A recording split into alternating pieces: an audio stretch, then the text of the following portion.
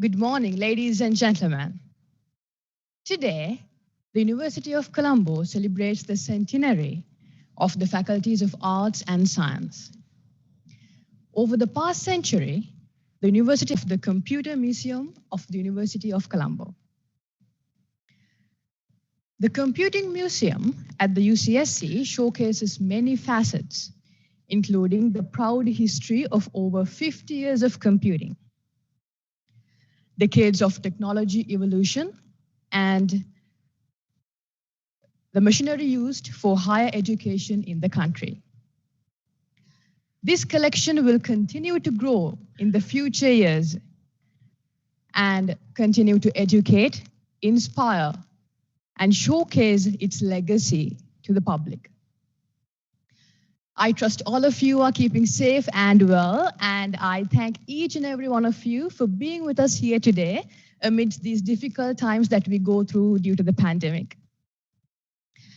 I would like to give a warm welcome to our guests, the Vice Chancellor of University of Colombo, Professor Chandrika Vijayaratne, and the wife of the late Professor Vidyajyoti V.K. Samaranayaka, Mrs. Samaranayaka. So without further ado, let's mark the initiation of the ceremony by lighting the traditional oil lamp. And for this, I would like to invite the Vice Chancellor of the University of Colombo, Senior Professor Chandrika Vijayaratne,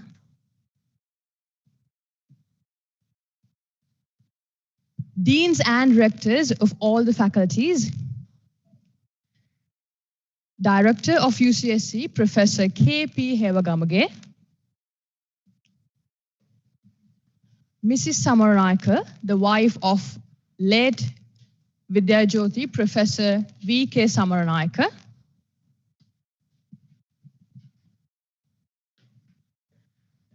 Mr. Kirti Gunatilaka, former head of the Engineering Division of UCSC, Dr. Terence Nandasara, former coordinator of the ADMTS unit of UCSC, Mrs. Gertie Gamage, former coordinator of the Computing Services Center, Deputy Director of UCSC, Dr. Ajanta Atukorala, Head of the Department of Computation and Media Technologies, Dr. Prasad Vimalaratna, Head of the Department of Information Systems and Engineering, Dr. Jeevani Gunatilaka, Deputy Registrar, Mr. K.K.K. Dharmatilaka,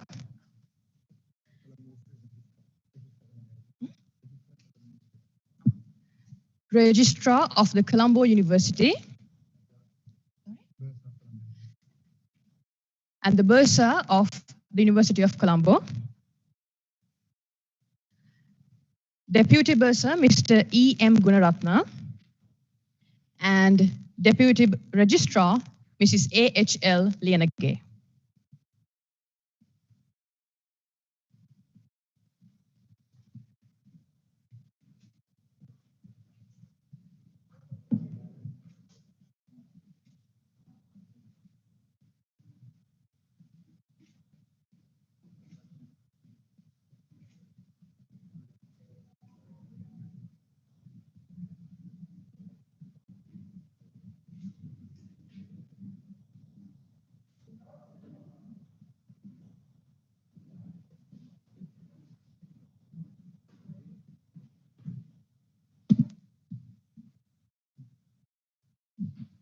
Madam, would you like to go?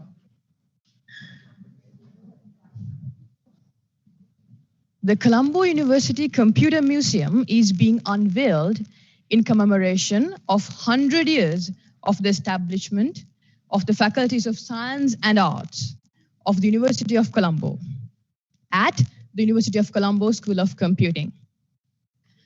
Under the leadership of Vidyajyoti Professor V.K. Samaranayaka, UOC has contributed towards the development of computing in the country over the past decades. So let's mark the official opening of the Colombo University Computer Museum by unveiling the plaque. Let's give a round of applause for the achievement of another milestone of UCSC.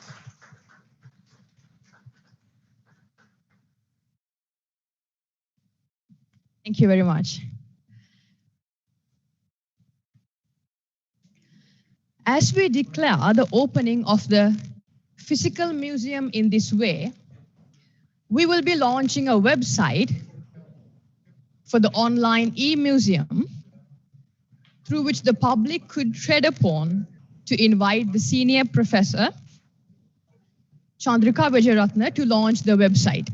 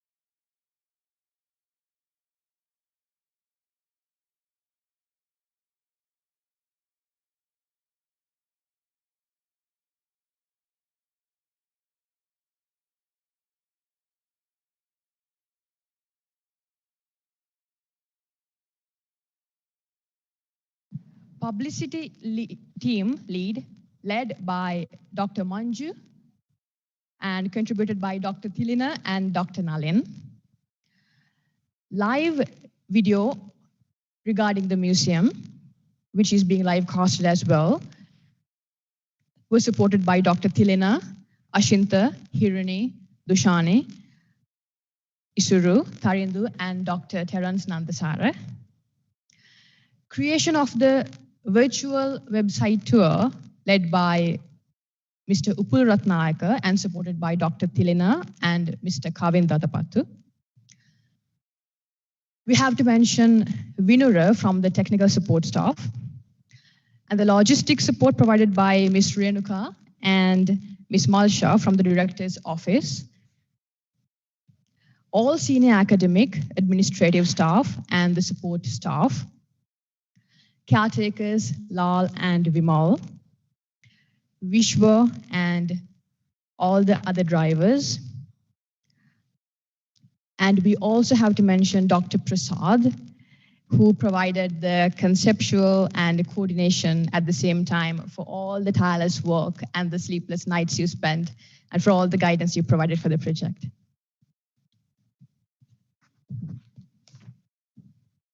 So with that, we have come to the conclusion of the event.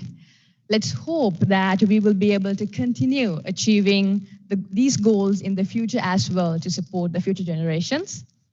And with the hope that we will be able to soon get back to our normal lives where we can always stay with each other and talk to each other. Let's conclude the event. Thank you very much for your presence today and have a pleasant day. Stay safe.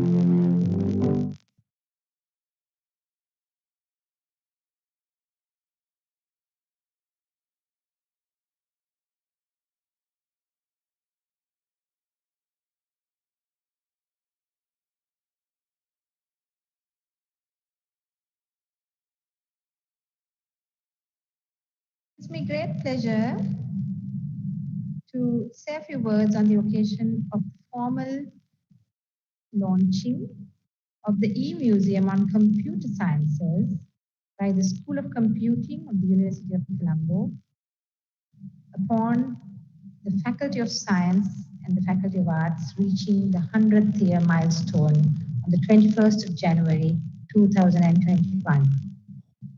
It is noteworthy that computing was an integral part of the science curricula by the year 1967, and under the leadership of the great visionary, the late Professor V.K. Samaranayake, this field of study grew leaps and bounds.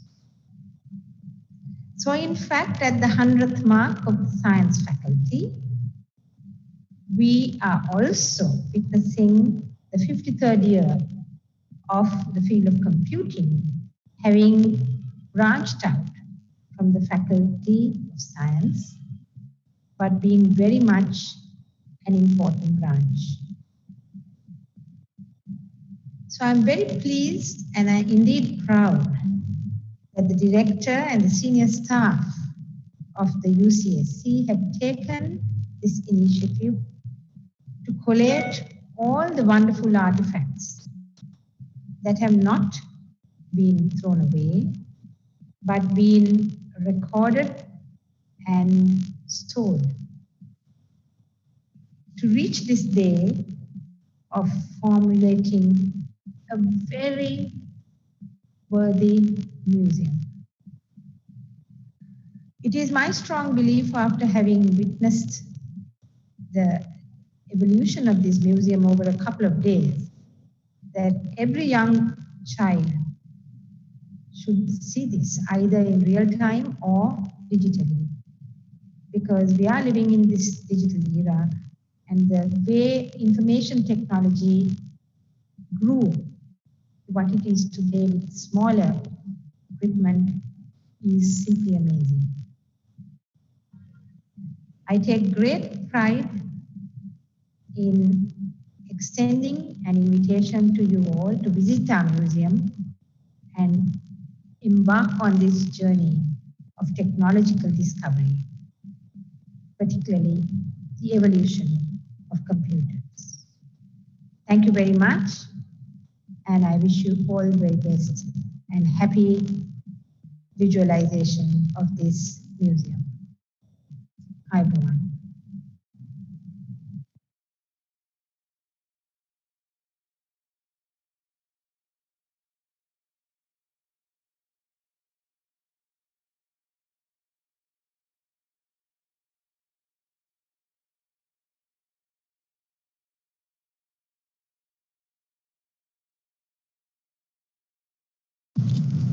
Hi, Bowan. University of Colombo School of Computing, UCSC, decided to establish the Computer Museum on 21st January 2021 to mark the 100th anniversary of University of Colombo. Computing studies at the University of Colombo was started more than 50 years ago. Exactly, it was 1967. The courses were started at the Faculty of Science by Professor V.K. Samaranayake. During this period, the evolution of computing discipline at the University of Colombo also influenced the similar development in the other universities. So this museum showcases the evolution of computing studies during the last 50 years. The museum contains not only all computers, but some peripheral devices which are used in those days. Therefore, visitors can learn the evolution of information technology during the last few decades. Especially, we have created digital archives for all these items. Therefore, in-person visits, the people can browse details by scanning the QR code. At the same time, online visitors can access the museum and learn the details about these museum items. The virtual tour of the museum will be a very good experience for the young learners. At the same time, we have linked the museum items with the grade 6 to 11 ICT curriculum. Therefore, students who visits online or in person will be able to do this quiz to verify their knowledge about the history of computing. So history is an important lesson, but through the museum metaphor, we are trying to provide the learning about the history in a new way, especially both in person and online way we will facilitate. The language is not a barrier. Sinhala, English, Tamil, all three languages we used to provide the details. Therefore, learners can learn from any language. And at the same time, we have linked with some of the feature articles, ebooks at the museum website, facilitating the learners who want to explore deep and do some research on the IT evolution. Establishment of the museum is not a sudden decision. During the last few decades, under the guidance of the Professor Marnayaka, we were collecting the items. And many staff members have contributed to collect as well as protect these items. So to mark the 100 years anniversary, we established this museum. At the same time, we are planning to further develop this museum to provide a more educational experience in the computing discipline in the future. So I invite all of you to visit the Computer Museum online or in person one day. Thank you.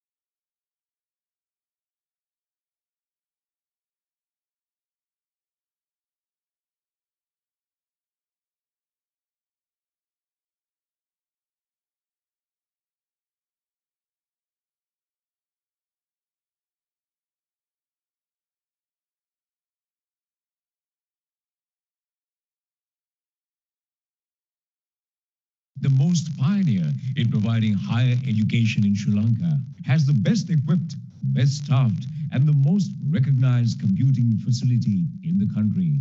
For the last 4 decades, the University of Colombo has taken giant strides to project a remarkable rectitude in catering computer education. Computing at Colombo began in September 1967 with the return of Professor Samaranayake from the United Kingdom. Today's UCSC is an outcome of his seminal work started in 1967 when he introduced computing and began teaching Fortran programming to a group of enthusiastic teachers and students of the Department of Mathematics in Colombo. For the first time, a new era of higher education in computing was born in Sri Lanka. The stature of computing at Colombo today is the result of steady progress that passed several significant milestones hitherto to date. Here is how the history was made. A statistical unit was established in the late 60s. The unit used the mainframe computers at the State Engineering Corporation and the Department of Census and Statistics. Punch cards and sorters were used for statistical analysis on these computers. Until 1974, then prevalent political and economical climate in the island was less conducive and attributed to the stagnant state of the ICT at Colombo. In 1974, with the arrival of Professor Dr. Roger Stern, senior lecturer in statistics from the University of Reading, United Kingdom, the University of Colombo embarked on a link arrangement with the University of Reading, starting from 1974 for a period of 10 years.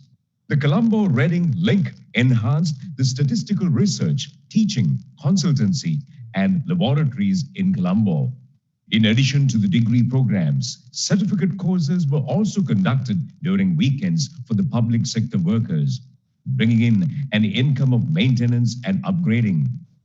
In 1981, a multi-user, multitasking state-of-the-art data general mini-computer was purchased.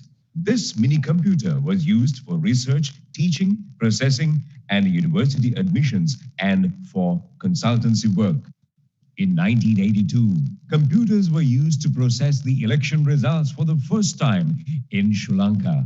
The results of the presidential election in 1982 were processed and released by the statistical unit of UC as graphic display for telecasting on Rupavahini. For this purpose, floppy disk drives for the BBC microcomputer were used in Colombo even before they were introduced to the UK market. Ever since, the processing and releasing of every national election results have been continuing with the assistance of the Institute of Computer Technology, ICT, and later with the assistance of the University of Colombo School of Computing, UCSC. The computer assistant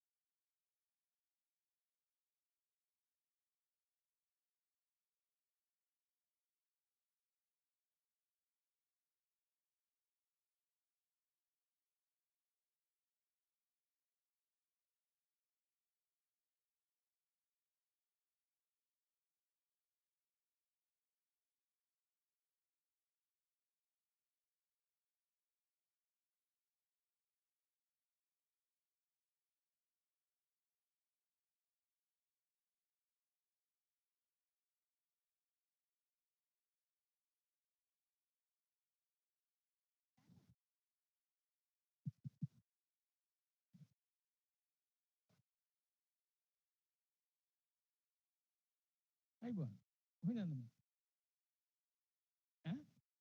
museum බලනවා හොඳයි මේ museum එක තියෙනවා අද තමයි අපි ඒක විවෘත කරේ බොහොම හොඳයි ආපු එක කොයි පැත්තද ගම් පළාත බදුල්ලේ නේද ආවේ නෑනේ ඈ කොහෙන්ද දන්නේ හරි UCSC the University of Colombo School of Computing අපේ තියෙන අවුරුදු 30ක 40ක විතරයි 50ක 60ක ඉතිහාසයක්. ඒ ඉතිහාසයේ තියෙන සෑම උපකරණයක්ම නෙමෙයි තියෙන උපකරණ ටික අපි අද මියුසියම් එකක් විදිහට සකස් කරලා අද තමයි ඒක ඕපන් කරේ. ඒක විවෘත කරේ. ඉතින් මම කැමති ආපු එක ගැන ඉතින් බලමු අපි ගාව තියෙනවා විවිධ උපකරණ. මට ඒක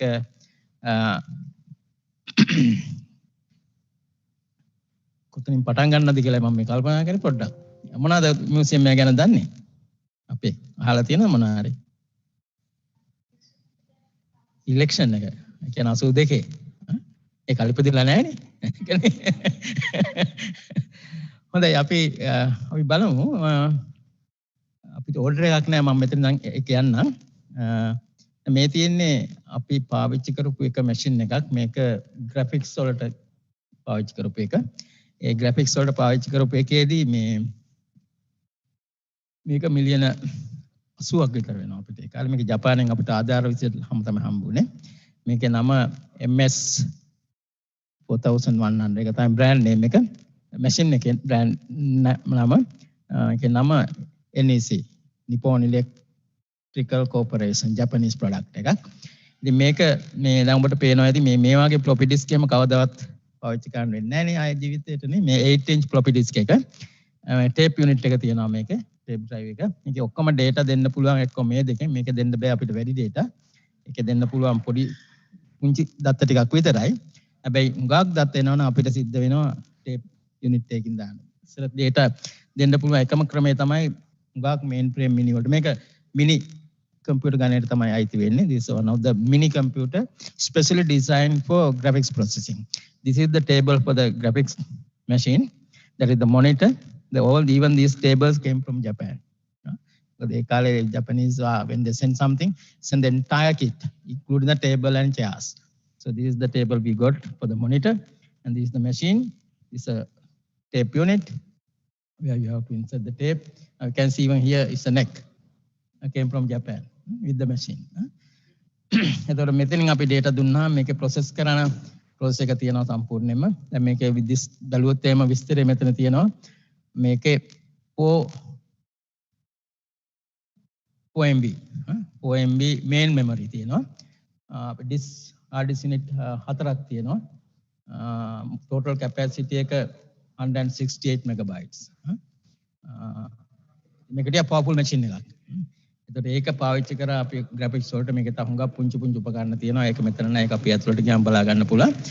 It's one of the machine we got it from Japan in 1987. 30 years, more than 30 years now. So ඒක මැෂින් එකක්. හැබැයි ඊට කලින් තිබිච්ච මැෂින් අපිට ගොඩාක් තියෙනවා. මොකද මේ වෙනකොට අපිට තියෙනවා මේ tape units. tape වල දත්ත tempat ගන්න පුළුවන්.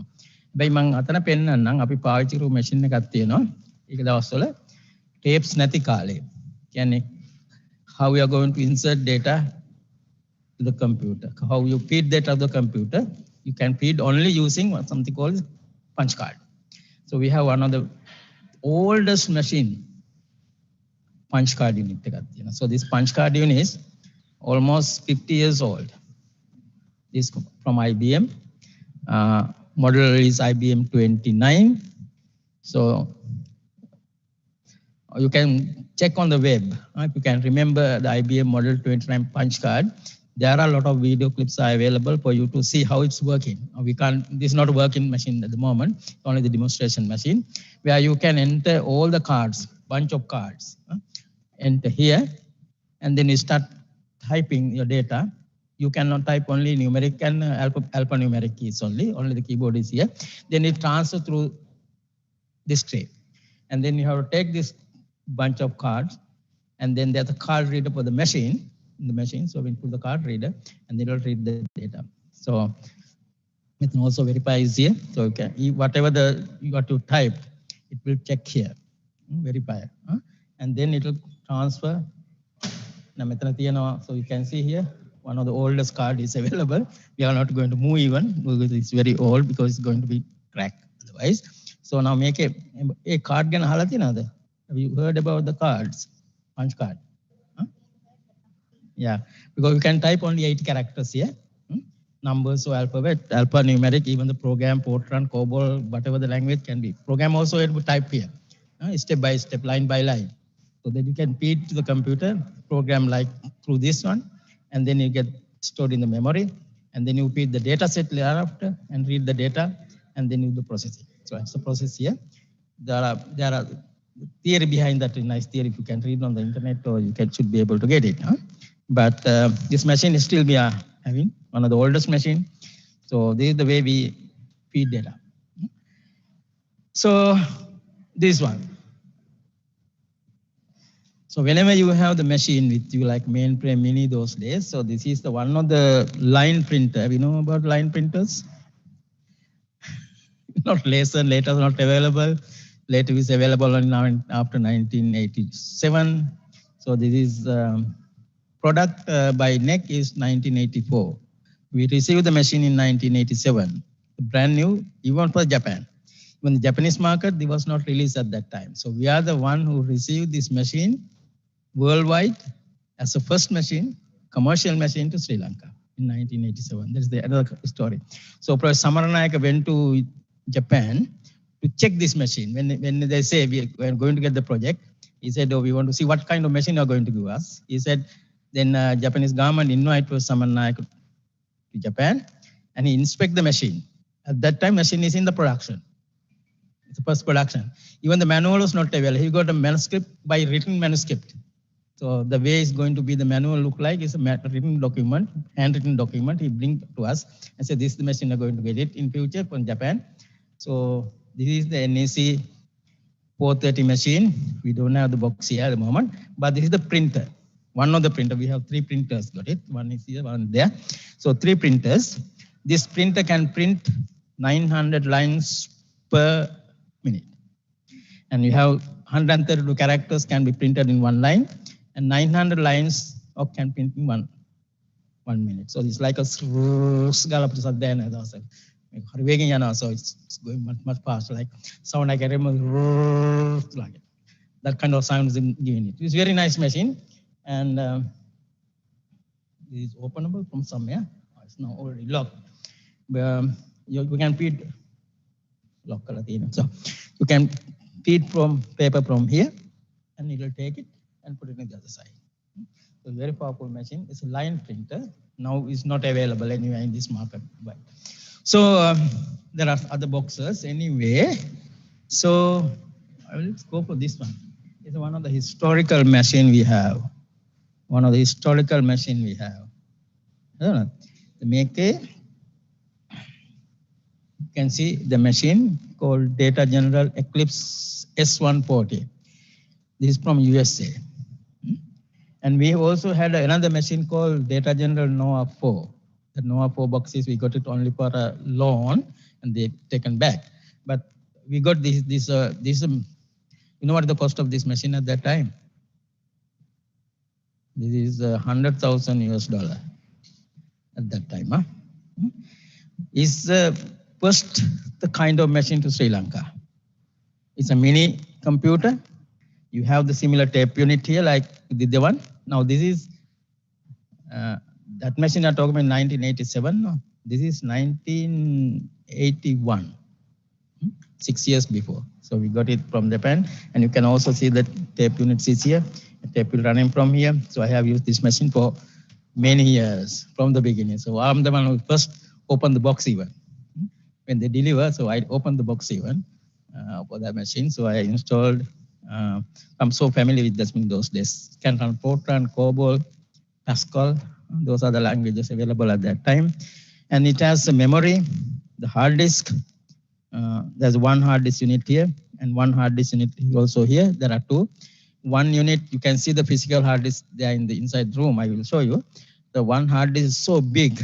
So it's about 49 kilo, the weight of the hard disk, but only 25 megabytes. 25 megabytes. We are talking about teras these days, right? So we are talking about megas and kilos those days. So memory is 256 kilobytes. Not mega, 256 kilobytes. So can do any processing with even that type of memory, low memory, low hard disk, because the tape units, tapes are the data storage serial. This is random access. This is serial. Whenever we have the huge data set on the tape, can remember in 1981 census. The census data was available on 20 tapes. 20 tapes, remember? 20 tapes. 20 tapes means like this, not even like this. So when you are going to process data from tapes, you have to put tape by tape for reading. It's not a random access, it's serial access. So tape must read from the beginning to the end. So I did some processing with this census data in 1981 because one of the UN person came here to get some job done. They have to tabulate about 132 tables of 1981 census. They bring up all the tapes to us. And for someone to say, okay, we'll do it. But none of the institution in Colombo, like census, engineering corporation, they had machines, but they said they can't do the job. They refused. And finally, they came to us. He said, okay, we'll do that for you, Kela. Even though he took it, I know it's a too heavy data set that we can't read it because 128, 32 tables to be processed, tabulate, and print. There's no software. You have to write software. No languages like anything else other than Fortran 4. So I wrote code for the Fortran 4 to get all this tabulation done. They given only 2 months, but we took 8 months to finish. Remember, 132 tables. For each table, you have to run 20 tapes. Why? Because the data has to be read table by table. So that's why it took so much of time. But it's a huge, very nice machine. We call it multitasking, multi-user machine. Multitasking, multi-user. So it can have multiple tasks at the same time and multiple users. You can attach, depending on the capacity of the memory and the hard disk, you can attach even up to 64 terminals. Users can run together. So this is the machine, very specific machine to Sri Lanka. We have only this machine in Sri Lanka.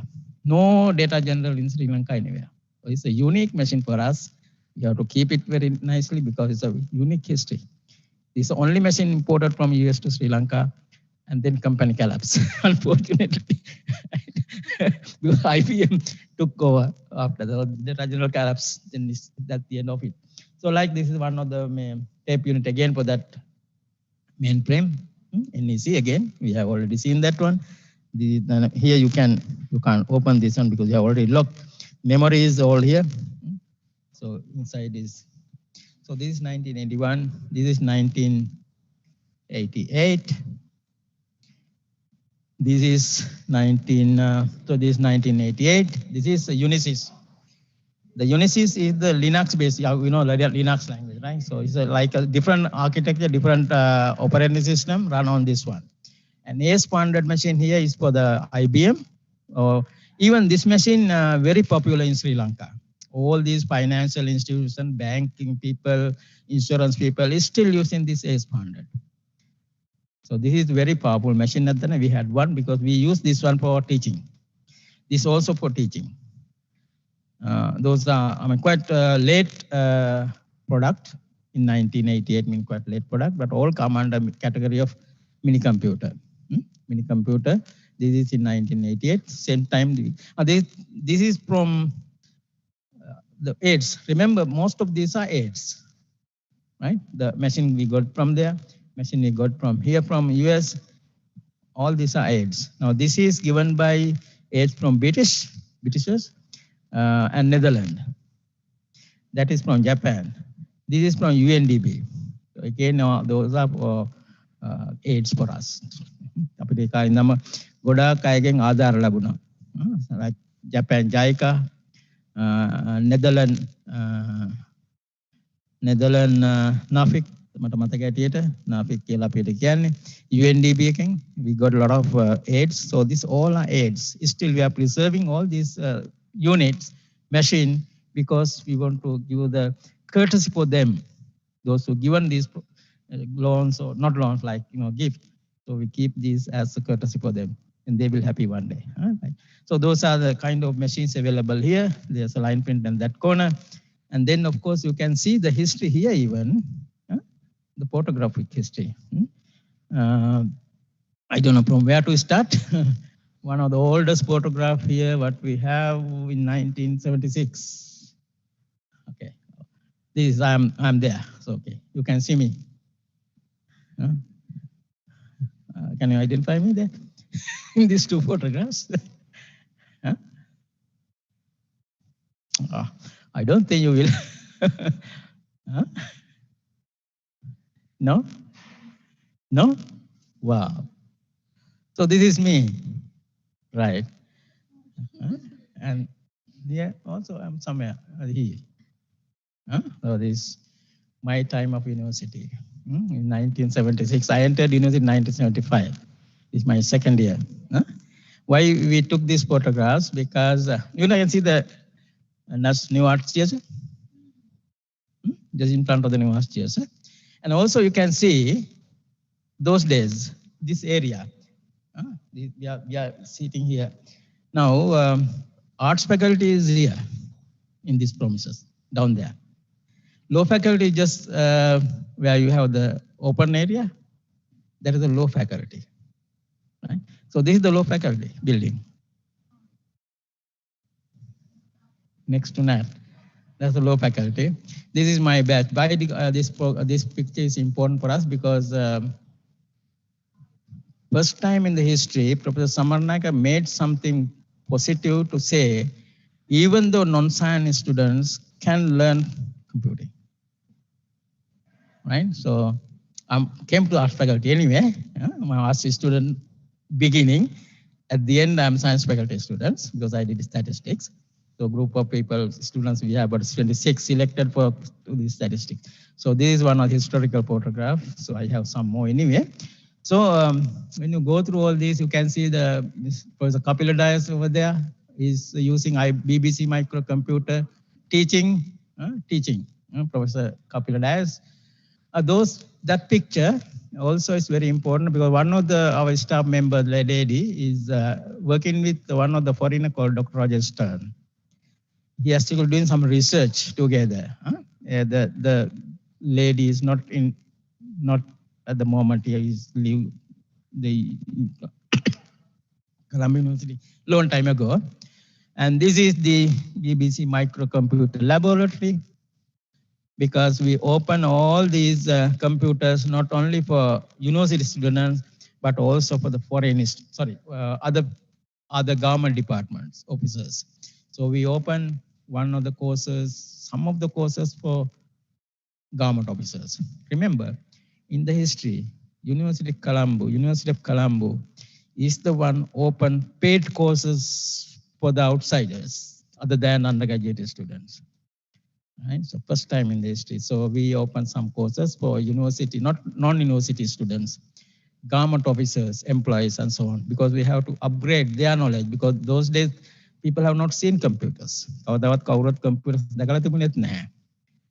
first time computer දැක්කදී මම පෙන්නන්නම් කොහේ තැනකදී අපිත් දැකලා තිබුණේ නැහැ නේ කාලේ. So even we haven't seen computers.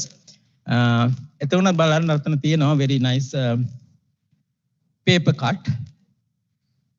පරිගණක පාඨමාලා මුදලට විකුණති. That is JVPS. කිව්වට කමක් නැහැ.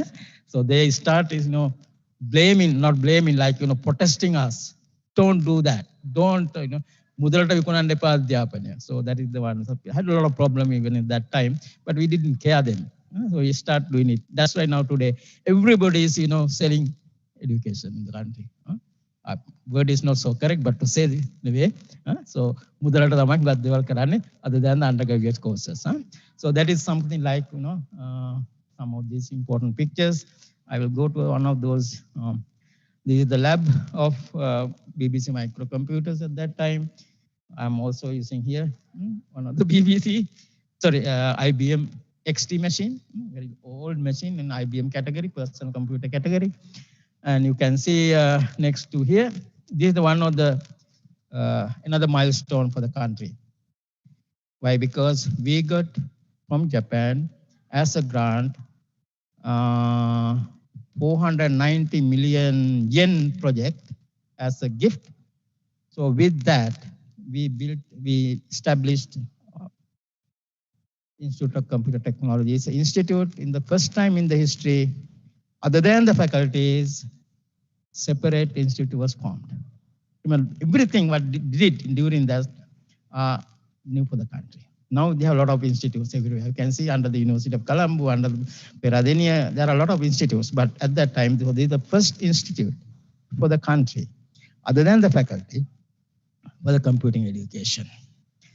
Lanka Samanyan Institute නෑ විශ්වවිද්‍යාල ඇතුලේ තියෙන faculties විතරයි.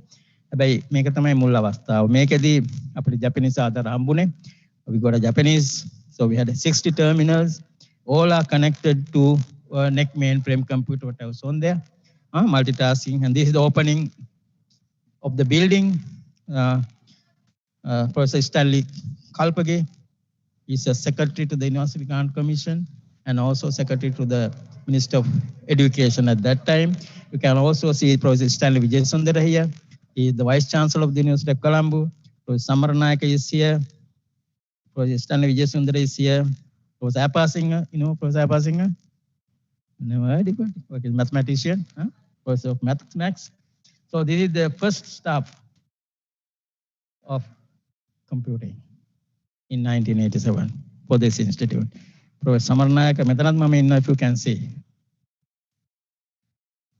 දැන් නම් පුළුවන්. So it's all there. This is the first set of students, staff members we have got it at that time. ඒ වගේ මේක තමයි ඊළඟ වැදගත්ම දේ. අපි post graduate පශ්චාත් උපාධියක් විදියට ලංකාවේ බිහි කරපු පළමුම කණ්ඩායම. පිටිපස්සෙන් හිටගෙන ඉන්නේ ළමයි ටික. ඉස්සරහින් ඉඳගෙන ඉන්නේ ස්ටාෆ් එක. ප්‍රොෆෙසර් සමන්නායක එතනත් මම ඇති කොහේ හරි ඉන්නේ මම. මම ඉන්නේ එතකොට මේ පැත්තේ ඉන්නේ Japanese experts. With the project we got 8 Japanese expert in various subjects areas. So they are also sitting there with us 3 years. That's 3 years till the project is end. Project period is end. The first batch of postgraduate students.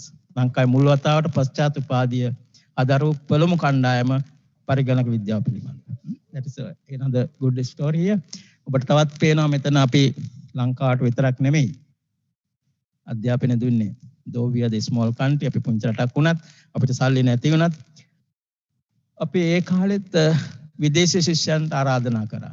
මේක course එකක්. හරි?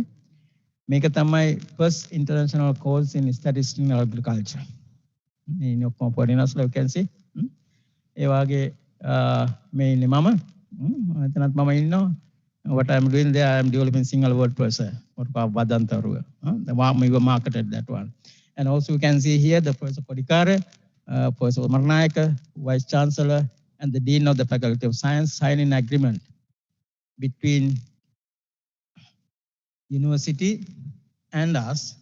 MOU. මොකද අපි දැන් මේගොල්ලෝ වෙන් වෙලා එකතු වෙන්න යනවනේ. ඒ හින්දා එහෙම දෙයක් ඒකතන තියෙනවා. එතකොට මෙතන තියෙනවා අතන මම පෙන්නන්නම් මේකත් ඕන. මෙතන ඉන්නවා රටේ වැදගත්ම පුද්ගලයෙක්.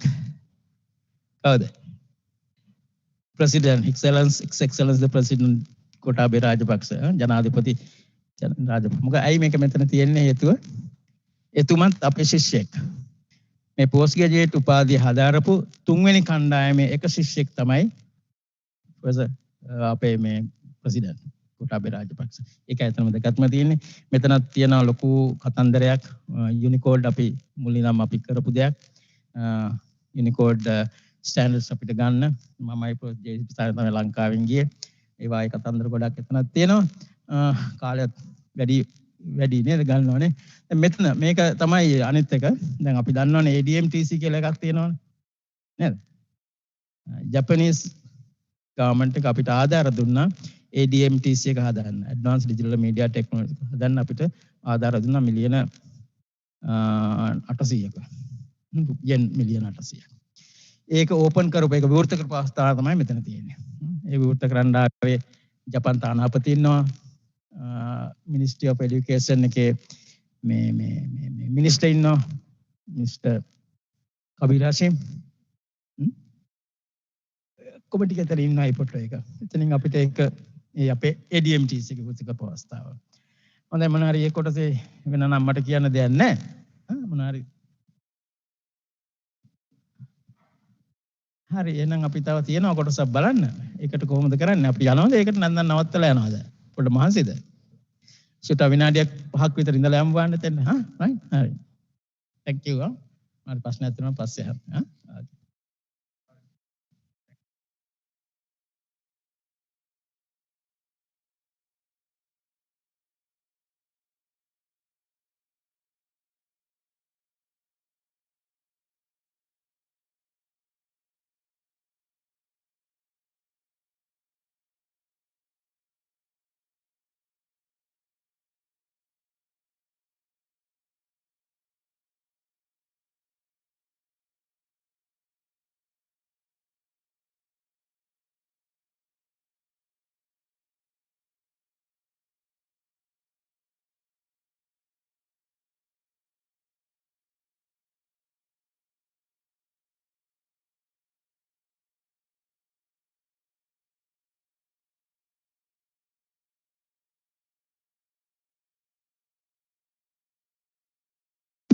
Welcome to the Museum of University of Colombo.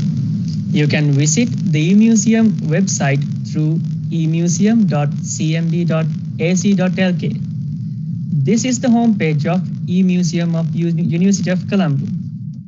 At the top right-hand corner, you can see Sinhala, English, and Tamil, which means our site is available in all 3 languages.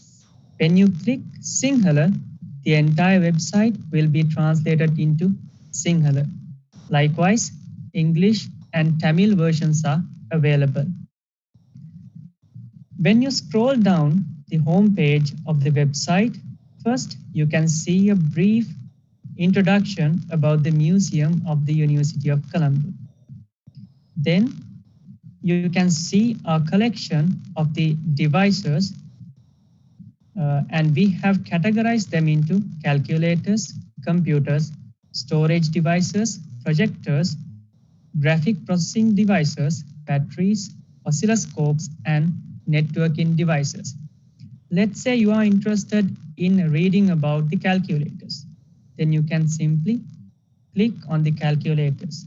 This will redirect you to a page which contains details about the calculators. Let's say you are interested in reading about punch card machine, then you can click the punch card machine. This page will give you details about the punch card machine, which is available at the University of Colombo. It has the specifications and a small description about the device. And we have embedded some of the web links and videos which you can see how it operates. Then let us go back to the home page. So when you scroll down the home page, you can see a stories section. So this section contains some of the memories of the University of Colombo. So if you are interested in reading some of these stories, you can simply click on these links. So this article contains some of the information about the history of computing at the University of Colombo. So at the bottom of the home page, you can view the digital archive of the museum. In the navigation bar, the second item is About. In the About, you can read about the About Us page, which contains information about the Computer Museum of the University of Colombo. This contains some details about the devices which we have at the University of Colombo Computer Museum and some details about the founders and people who helped us to collect these devices. The next section is the history. This is very interesting because we arrange these details like a timeline. So starting from the 1960s, you can scroll down and you can view the important and interesting events happen at each and every year. The next item is very important because it contains some memories of the founding director of University of Colombo School of Computing, Vidya Jyoti, Professor V.K. Samaranayaka. So this contains some videos and photographs of the Vidya Jyoti, Professor V.K. Samaranayaka. Then the next section is books. So this page contains some of the publications of the University of Colombo. Next, you can view the collections which I have mentioned you earlier.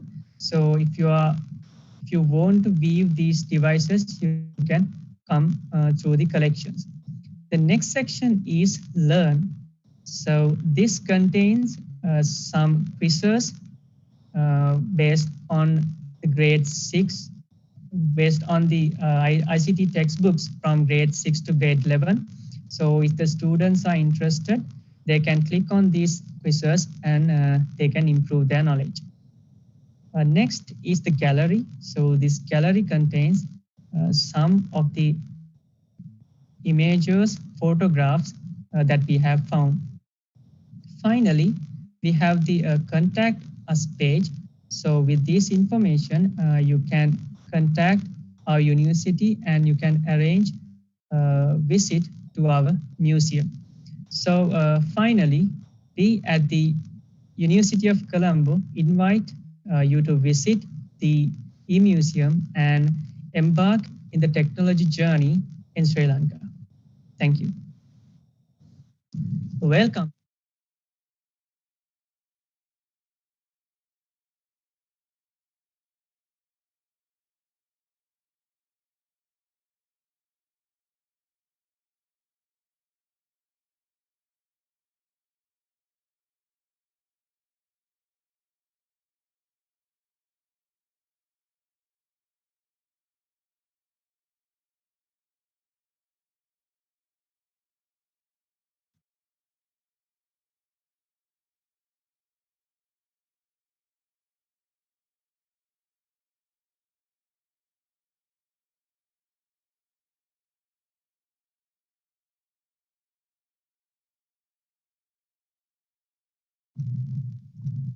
Welcome to the educational space of the e-museum.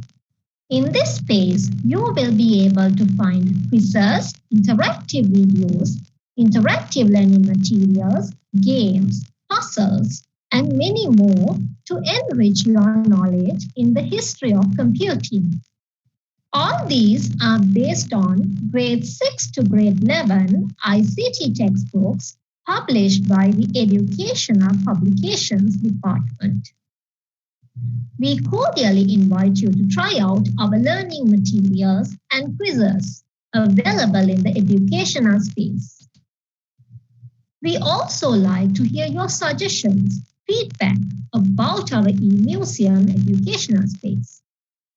To improve our educational space, please send us your comments to emuseum_ucsc.cmb.ac.lk. Thank you.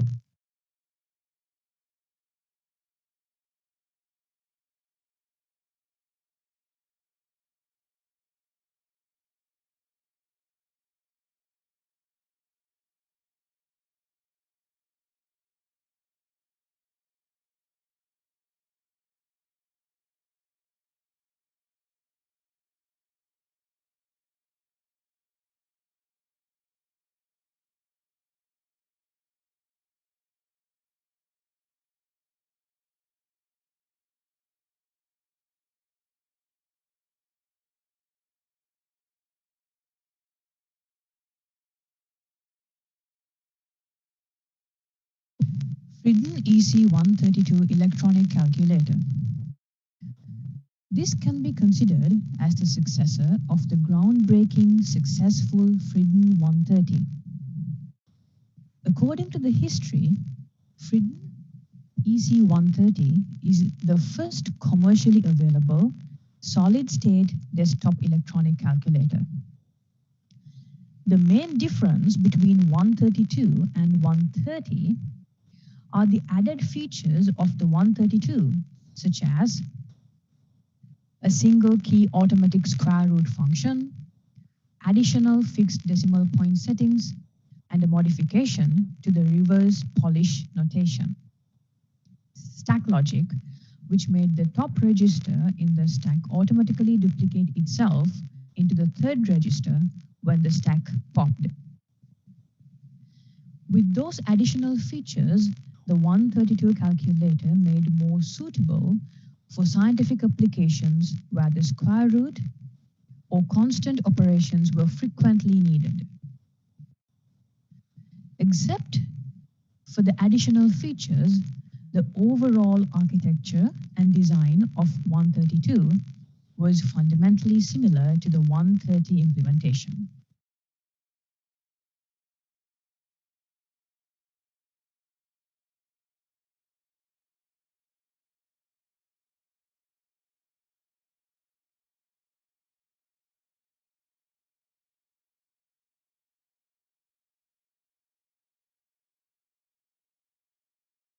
Friden EC132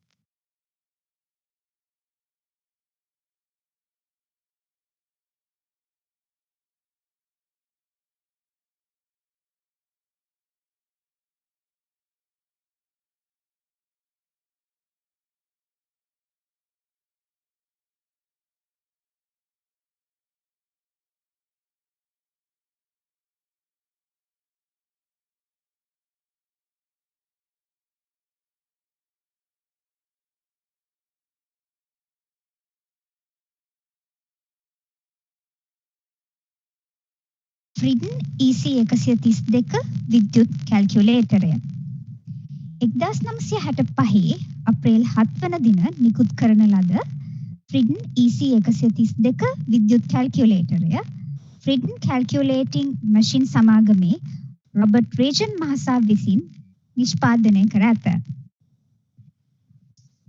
බර kilogram 19ක් පමණ වන මෙම කැල්කියුලේටරය Friden 130 කැල්කියුලේටරේ අනුප්‍රාප්තිකයා ලෙස හැඳින්වේ. ඉතිහාසයට අනුව වාණිජමය වශයෙන් ලබාගත හැකි පළමු solid state desktop electronic calculatorය Friden EC 130යි. EC 132 හා EC 130 calculator සසඳන විට EC 132 calculatorෙහි එක් යතුරු ස්වයංක්‍රීය වර්ගමූල ශ්‍රිතය අතිරේක ස්ථාවර දශම ලක්ෂ සැපයුම් සහ ප්‍රතිලෝම පෝලාන්තාංකනය වෙනස් කිරීම වැනි ලක්ෂණ විශේෂ වේ.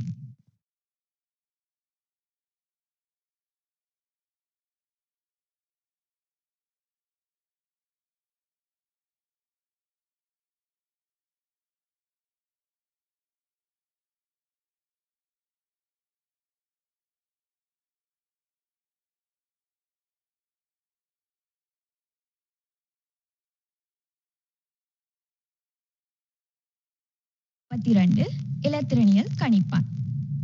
இதை உருவாக்கியவர் ரோபர்ட் ரேகன். இது சித்திரை மாதம் 1965 வெளியிடப்பட்டது. இதனுடைய எடை 19 கிலோ மதிப்புடையது. ஃப்ரீடன் இலத்திரனியல் கணிப்பானை வெற்றிகரமான ஃப்ரீடன் 130 வாரிசாக கருதலாம். வரலாற்றின்படி ஃப்ரீடன் EC 130 வணிக ரீதியாக கிடைக்கக்கூடிய திடநிலை டெஸ்க்டாப் மின்னணு கணிப்பான் ஆகும். 132 மற்றும் 130 இலத்திரனியல் கணனிகளுக்கு இடையிலான முக்கிய வேறுபாடு என்னவென்றால் அது 132 இருக்கும் சிறப்பம்சமாகும். அதாவது ஒற்றை விசை, தானியங்கி, சதுர அலகு செயல்பாடு, கூடுதல் நிலையான தசம புள்ளி அமைப்புகள் மற்றும் தலைகள் பாலிஷ் குறியீட்டு ஸ்டக் தர்க்கத்திற்கு மாற்றியமைத்தல் போன்றவற்றை குறிப்பிடலாம்.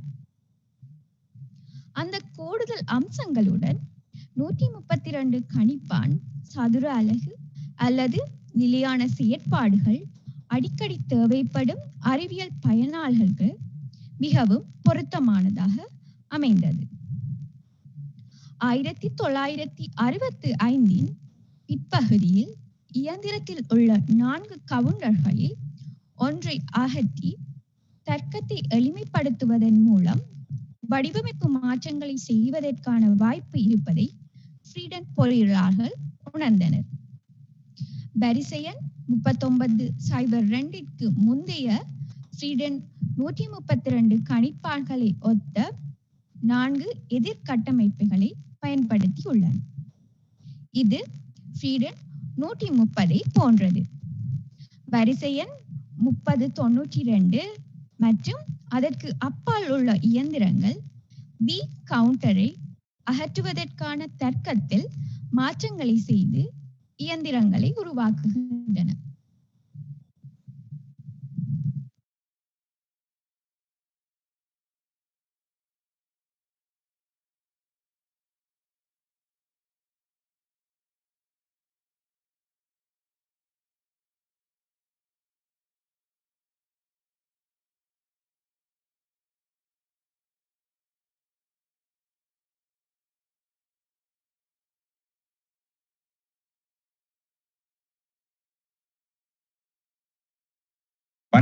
Today, I'm going to explain how we created the digital twin, the virtual tour of Computer Museum in UCSC. So for this, we used a technology called Metapod. So here we took several panoramic photos in different places in the museum. Then we use artificial intelligence to stitch together these panoramic images and generate a 3D model using the images. So here in your screen, you can see the 2 models we have created for virtual museum. So in the first view, this is the room with the equipment from the past. So you can see that we have taken 8 points and created panoramic views, 360 views of those places. So if we go to the place number 1, here you can see that you can see all 360 view from this image. And similarly, there are several different locations where we have taken the 360 view. So the computer or the artificial intelligence will know how the room looks like from several different locations. So it can match the similar positions and then calculate the 3D model using these photos. So we have marked here where the windows are, because in a window or glass, we can see the other side of the room. But in this case, you don't want to have that part in your virtual tour. So this is the large part of the museum. So here also we have taken 5 panoramic images, and we have added the mark for all the transparent surfaces. So here, this is the view from the entrance for this floor. So you can see that we have taken several 360 views using this technology, and then we use it to stitch together to create a virtual 3D world. So then we can add various other information, such as information about the various displays in the museum, and we can embed those information in the 3D view of the virtual world. So when you are navigating along the museum, you can actually click on those markers to get more information about how we have used this equipment in the past to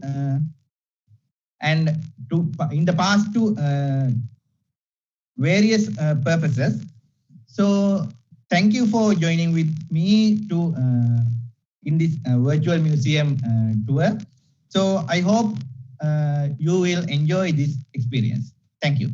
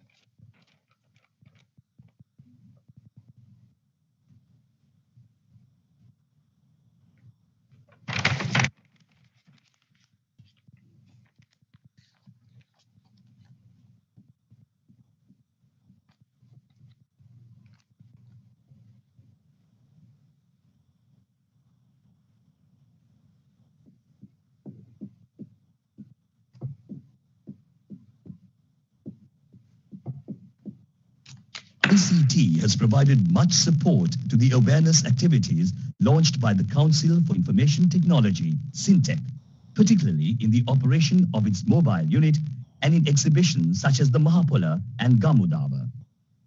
The ICT played a major role in the establishment of the Kotmale Community Radio Project, where technical support is still provided by the ICT. This project, where the internet is used for the operation of the community radio service, has already won social awards.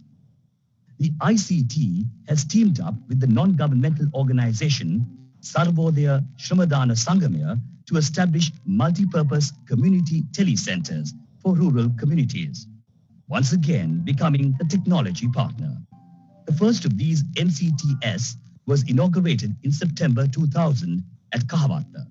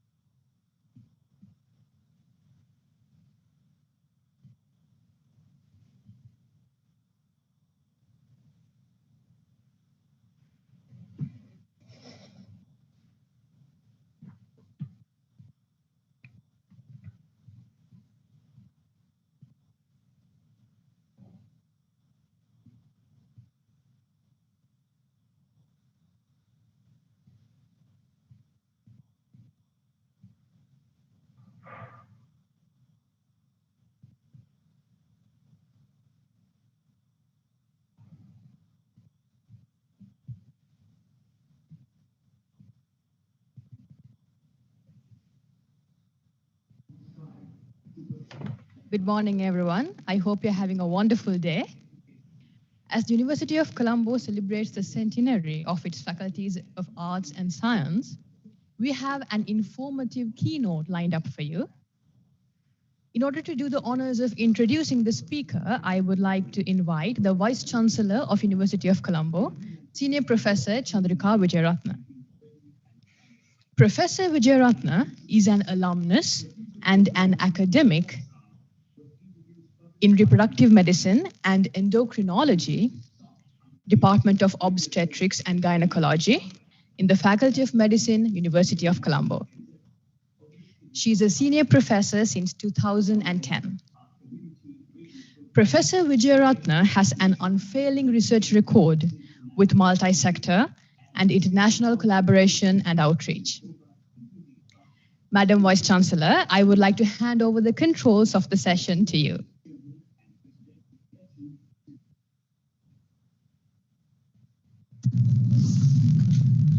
Ladies and gentlemen, it gives me great pleasure to introduce Mr. Chris A. Kanagaratna, the co-founder, chairman, and CEO of Virtusa Corporation. Virtusa serves global 2,000 companies in banking, financial services, insurance, healthcare, communications, media, entertainment, travel, manufacturing, and technology industries. Virtusa was the first initial public offering on the NASDAQ, with the company co-founded and led by a Sri Lankan. Chris co-founded Virtusa 20 years ago, based on a belief that the software industry was ready for transformation, that the growing inefficiency of legacy IT systems and the emergence of the internet and digital were going to require global corporations to rethink their entire IT infrastructure and how they interface with their customers. Today, Virtusa partners with some of the world's most venerable brands to help them accelerate innovation and transform to digital-first businesses, while simultaneously applying the latest technologies to improve business efficiencies and reduce technical and process risks. Starting out of his basement just outside Boston, Massachusetts, and his parents' home in Colombo, Sri Lanka in 1996, Virtusa completed its initial public offering in 2007, after experiencing a compounded annual revenue growth of 50% over a 5-year period ending 31st March 2007, and reaching the milestone of more than 3,500 employees worldwide. In recent years, the company has experienced consistent double-digit revenue and profit growth, further expanded by its acquisition of Polaris and eTouch. Today, Virtusa employs over 25,000 team members and delivered $1.3 billion in revenue in the most recently concluded fiscal year. Virtusa operates across 19 countries, over 50 cities throughout US, Europe, and Asia, and a leading global provider of digital business strategy, digital engineering, and information technology services and solutions. An accomplished entrepreneur and motivational leader, Chris plays a key role in defining the company's long-term strategy and continuously pushing next-generation technologies and organizational innovation to bolster its leadership position in the industry. Having been part of the global services and outsourcing market for over 20 years, Chris brings a unique global perspective to clients, colleagues, and partners. In recognition of his unique talents and critical leadership thinking, award-winning author John Matten showcased Chris as one of the featured CEOs in his book, Cultural Transformations, Lessons of Leadership and Corporate Reinvention. The University of Colombo is indeed privileged to have Chris Kanagaratna deliver the keynote live stream from the very epicenter where ICT education commenced under the visionary, the late Professor V.K. Samaranayaka. We are located in the auditorium named after this visionary, the School of Computing, the main offshoot of the Faculty of Science that turns 100 years today, the 21st of January 2021. Chris Kanagaratna, the floor is yours. Thank you. Thank you, Vice Chancellor Chandrika Vijayaratne, for your kind words, and congratulations on this very special occasion, the 100-year anniversary of the University of Colombo. I want to take this opportunity to wish you and your faculty great success as you build the foundation and the fabric for the future, a truly seminal time in our industry. I also wanted to spend a moment to thank Professor Heber Gamage for coordinating this so that I could tunnel in this morning. I'm truly delighted to speak to all of you today. I'd like to spend my time with you today to talk about three things: the new normal, building a $1.4 billion business, starting from my basement just outside Boston, Massachusetts, and my parents' home, number 9 Horton Place, Colombo. And finally, the transformative powers of the University of Colombo, our partnership, and the ways that all of you can take advantage of all that's before you. So let's dig a little deeper into the new normal and what, from a technology perspective, are its drivers. From our vantage point, accelerating growth in technology, the fourth industrial revolution, and interestingly, COVID-19 have played an inextricable role in transforming how we live, how we work, and how we learn. So technology has been advancing at an accelerating pace. Most of you technology students are very familiar with Moore's Law. Moore's Law was fundamentally about the speed of hardware doubling every 3 years. But I truly believe that this has been just the tip of the iceberg. The purpose of this chart is less about the items on it, but much more the slope of the curve, especially over the past 20 years or so. Simply, the pace has just been staggering. Much has been written about the fourth industrial revolution, or Industry 4.0. The transition from the age of computing to the age of connectedness.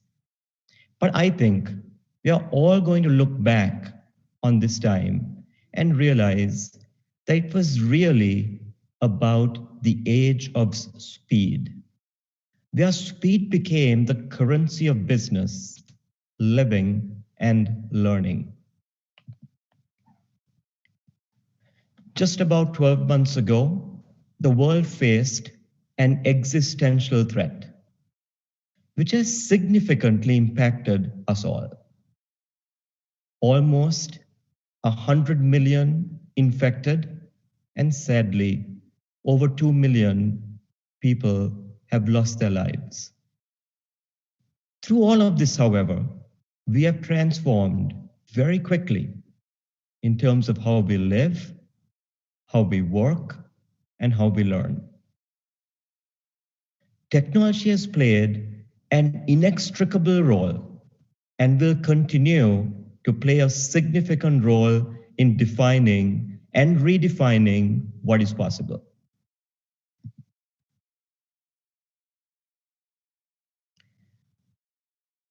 In the new normal, technology is breaking barriers and ushering in new business models. Simply, technology has been and will continue to accelerate at an even faster rate. Just imagine, I was fascinated to actually see some of the artifacts in the museum at UCSC. But just imagine the power in that button-sized chip on your screen is greater than the power of a mainframe computer housed in a building just a mere 20 years ago. And while some are saying that Moore's law is coming to an end, that computing power is no longer doubling every 18 months, well, I don't quite buy it. Not only does it continue, but it's also shrinking in size, making it more ubiquitous.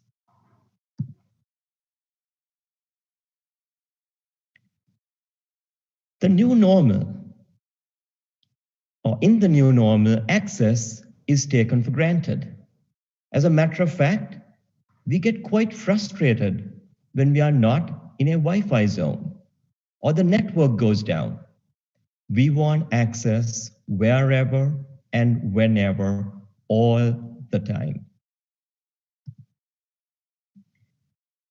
And clearly, we want to be in charge. Now, the future for technologists and the future of technology has never been brighter. There are great innovations just around the corner. As one organization describes it, several of these technologies, or several of these 30 or so technologies, will shape the future of tomorrow. If you look at the 30 or so technologies that are here, you will find that they are quite varied, from artificial intelligence to 3D chips, quantum computing. But as varied as they are, they all have one thing in common, and that is speed. The speed to benefit, the ability to accelerate, the ability to simplify, and the ability to run transactions and compute at near light speed. Now you combine this with technologies like no code, low code, and the implications on development time becomes exponentially faster. And here I am, started a company just about 25 years ago to help our clients write code and write software. And I'm basically now talking about the future of technology being accelerated and precipitated by things like no code, low code. It's really here. And the future of technology, especially with the evolution of low code, no code platforms, is only going to exponentially increase the rate and speed of technology innovation. So technology is no longer a thing, an outlier, a satellite to our lives. It's in every industry. It is everywhere. It is ubiquitous. It will become more pervasive. And it's only going to accelerate every part of how the world works. Simply, technology will become ubiquitous and omnipresent.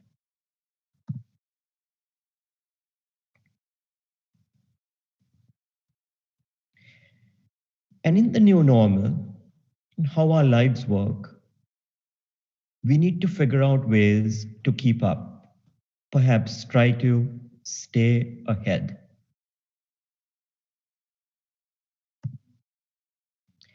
I shared this visual with you earlier, but what you did not see in the first visual that I showed you with respect to the accelerating growth in technology is the learning gap between the pace of technology change and our ability to keep up with that change.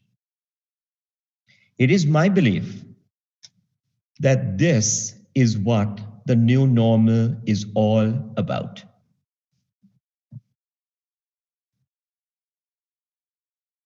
The new normal is all about transformation. Fundamentally, the new normal is about transformation. Everything is going to change. Everything must change.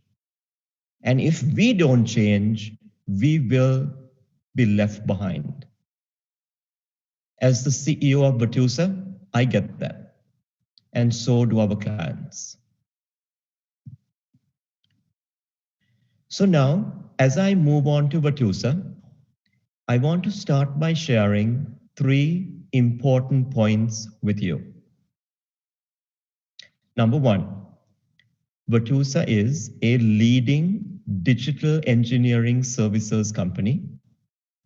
The digital growth or the digital market growth rate is expected to be approximately 20% year over year for the next 4 years, and it's estimated to reach an overall market size of $1.5 trillion by 2025. And yes, that's trillion with a T, not a billion with a B. We work in some of the most attractive industries, and in these industries, we are a tough act to follow. We are second to none. We have developed formidable strategic relationships with many of the most renowned marquee brands in the world. And in this regard, and at our size, we are peerless. So with that, let me spend a moment on what we do. Batusa provides cutting-edge digital engineering and digital platforming services. We work with leading internet companies and marquee enterprises to accelerate their most strategic digital programs. We do this by deploying agile teams that are equipped with advanced gamified tools, processes, and best practices. And simply, speed is the new currency of business, and Batusa has a strong leadership position in delivering speed at scale. Now, across the enterprises that we work with, we focus in 3 primary areas. One of the areas is around helping our clients modernize their legacy infrastructures and prepare these infrastructures for cloudification. We spend a great deal of our time with our clients, helping them build smart and highly sophisticated middleware layers or microservices that essentially bridge the legacy environments, or for that matter, the cloud infrastructures, to the end consumer journeys. And naturally, we build highly frictionless, award-winning consumer journeys for our clients.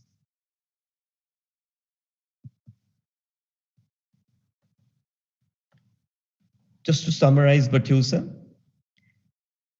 we are a global leader in digital engineering, technology transformation, and platforming services. We operate now in over 19 countries across 50 offices or 50 cities. We have over 25,000 engineers, over 250 clients In our most recently concluded fiscal year, we did just over $1.3 billion in revenue. We've been public on the NASDAQ since 2007, and we've enjoyed a compounded annual growth rate since 2010 for the past 10 years of 23%.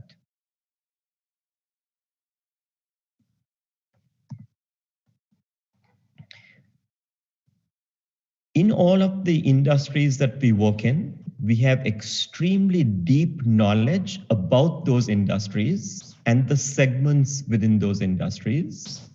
And we provide a broad set of digital engineering capabilities and solutions to our clients.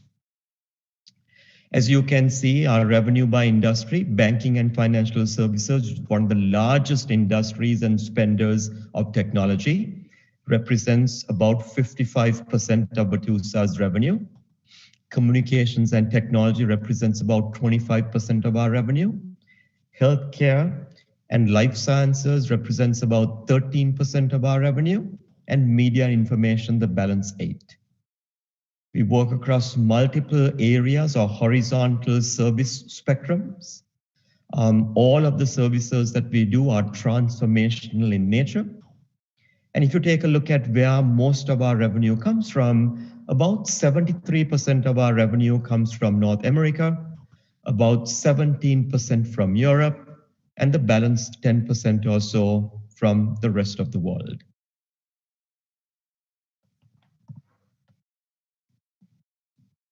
What's a true hallmark about Virtusa is that we are a digital engineering partner for many of the most recognizable global brands in the world.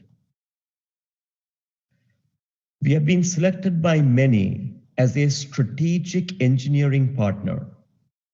And that's a very important credential, because once you get selected as a strategic engineering partner, all of the engineering work in that enterprise or that internet company essentially first goes to you before it goes to anyone else. So as a result, our addressable market in all of the clients that we work in is very, very significant, and we generally have first dibs on any of the work that they need to do. As a simple example, Citigroup is Virtusa's largest account. Citigroup, in this most recently concluded year, spent over $250 million with Virtusa. And they still have significant room to grow with us, and we still have significant addressable market that we can still pursue at Citi, where we believe that Citigroup will continue to be a growth account for Virtusa. Some of our other noteworthy accounts, such as Google and British Telecom, spend north of $75 million per year with Virtusa.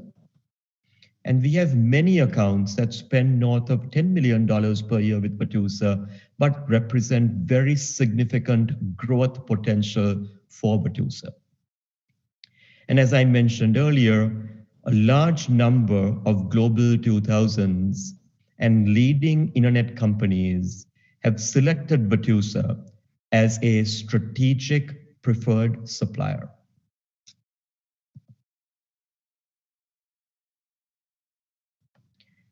Let me spend a moment on our service offerings. We deliver our services through agile teams and agile squads. We specialize in services that include consulting and design, end-to-end digital engineering, cloud engineering, and legacy modernization, and managed services or application outsourcing, application modernization, application maintenance, and support.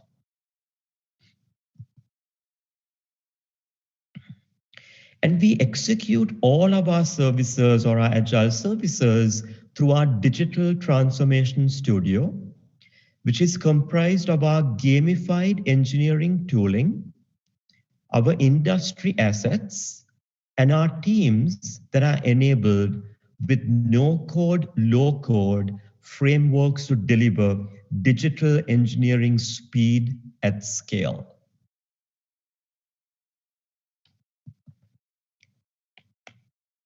Now, this brings me to the final chapter of my talk.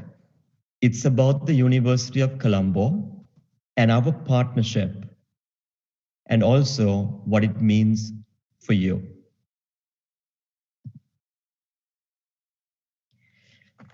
We have been partnering with the university and the computer science program for the past 20 plus years, and we have provided many UCSC graduates global opportunities across our blue chip global client base. See, partnerships are an essential component of transformation. As we partner with corporations to transform their businesses, we partner with universities to help develop talented technologists and engineers.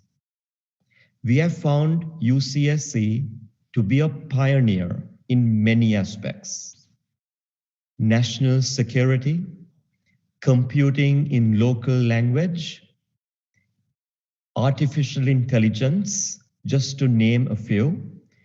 And once again, as I was scouring and watching some of the earlier celebrations, I was very intrigued by the ability within UCIS to be able to just completely change a web page from English to Sinhalese to Tamil.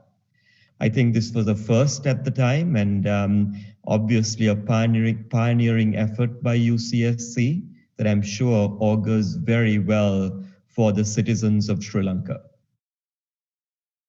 We are also delighted with the pioneering work done by the faculty in offering computer science degree programs to non-computer science graduates. Many of the students that we attract and that come to Vatusa either come from the full degree program, the 4-year program, or the program that's offered to other degree holders that can then receive a computer science degree. Over the last 6 years, about 10% of Vatusa's campus intake is from UCSC. 20% of Vatusa interns come from UCSC. Approximately 2,000 or more UCSC students participated in a Vatusa training session. And perhaps most striking, across our 25,000 global team members, where we probably have at least 2,000 to 2,500 technical leaders, 10% of that population are UCSC graduates. And they are all over the world, here in the US, in the UK, in Australia, in Singapore and Canada, and all over the world.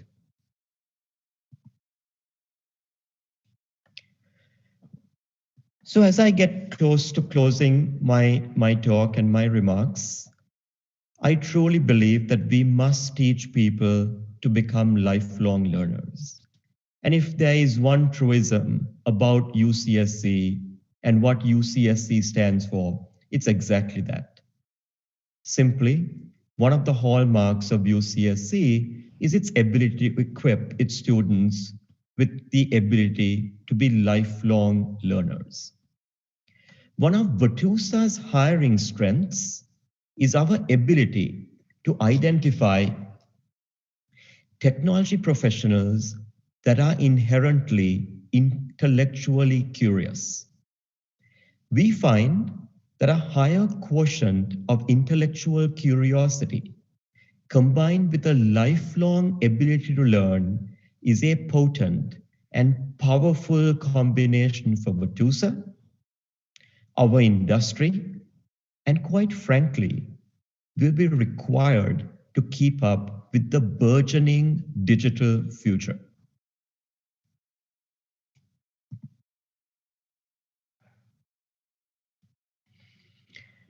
And as we conclude this talk about the new normal,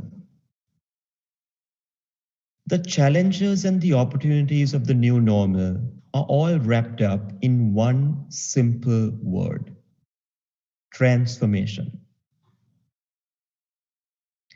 Standing still is not an option.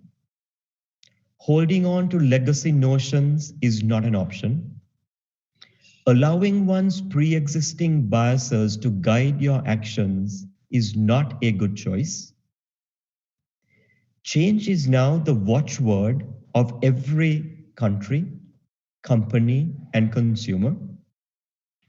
Speed to change, speed to delivery is the mantra or the mandate. The education you are receiving will serve you well, will equip you, and will help you transform yourself. But you must keep learning and make it a lifelong passion of yours. And at the end of every transformation will be the beginning of the next one. That, ladies and gentlemen, is the new normal. Thank you, and wishing you and UCSC the very best.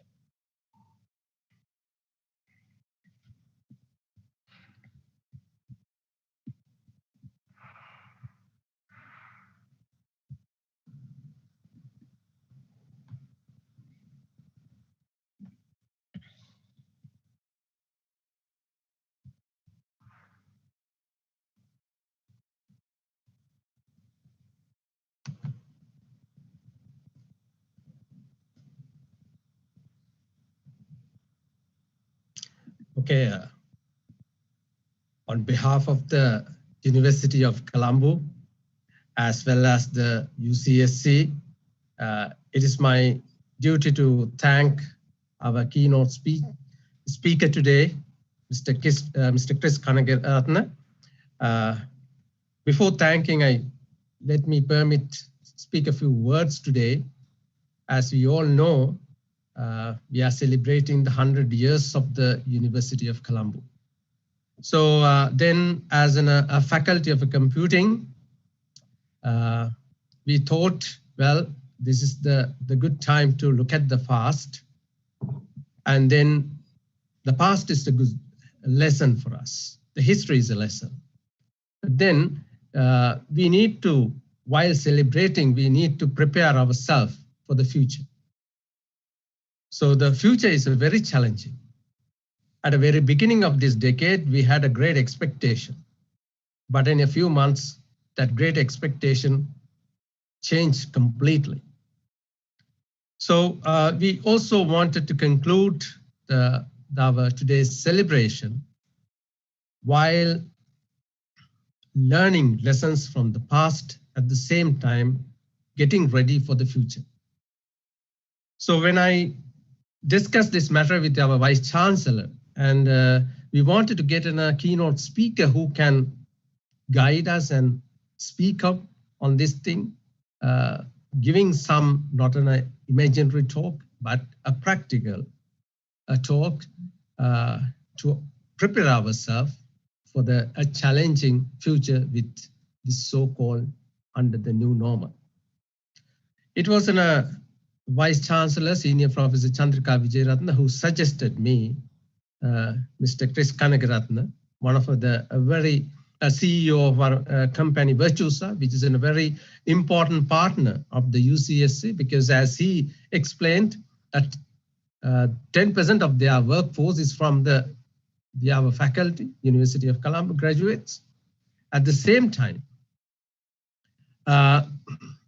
the Virtusa provides lots of support for us conducting the various activities, academic supporting activities. Especially, I remember in a few a few months ago, they conducted an online workshop series for our final year students, and a large number of students get benefited from that workshop. So many activities, not only the students, the graduates who are going and working there, and the industrial placement, we have a many cooperation. So then the suggestion I warmly accepted, and this is the first time that we got a chance to interact with Mr. Kanagaratne, and someone who gave a very nice speech to advise us how we should prepare it and how we should plan for the work, because as I said, history is a lesson, future is a challenge. So the most important thing in today's celebration, we really need to prepare it ourselves to face this challenge.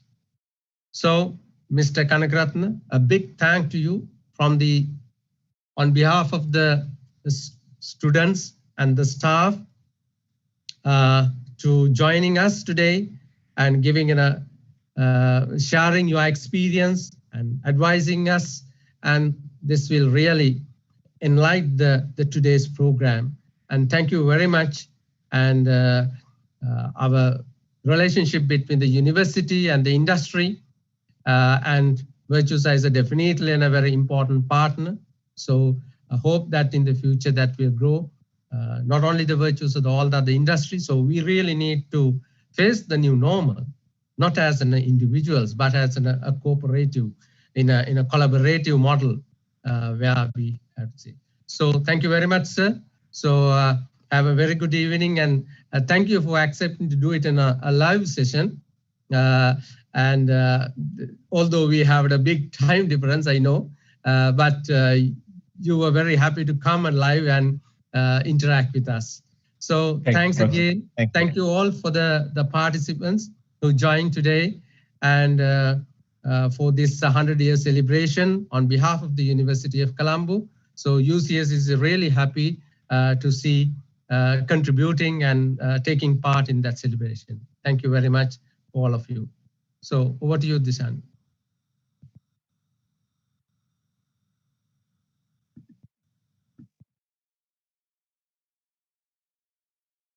An informative and interesting note.